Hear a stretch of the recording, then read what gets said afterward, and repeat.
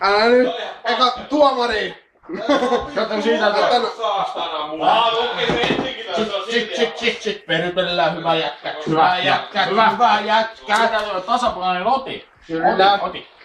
Ei väännät sitä. Hyvä jätkät, nyt mä oon varmistanut tää otteen. Joo, ei väännät sitä rannit tosta heti tonne päin. Tuo vittu testosteroni siellä pöydän päällä. Jumalauta paljon. Joo, sit vedetään nyt mun kassista. Se on ihan täysin. Noniin, sit voidaan vääntää.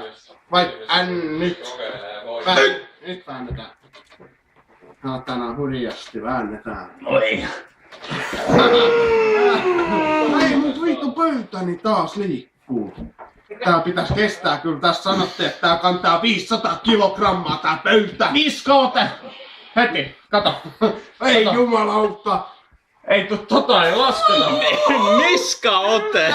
Virhe! Virhe! Ei Tommi tuus takas. Mä nyt 3 kertaa. Hei! Ei! Ei saatana! Silloin kun väännetään kätteen, ei vaan mitään otteita. Tämä niskavirhe. Sä et pärjännyt. Silloin pannaan ranne. Hei! Älä jätkä selittää! Jätkä otti niskaleitti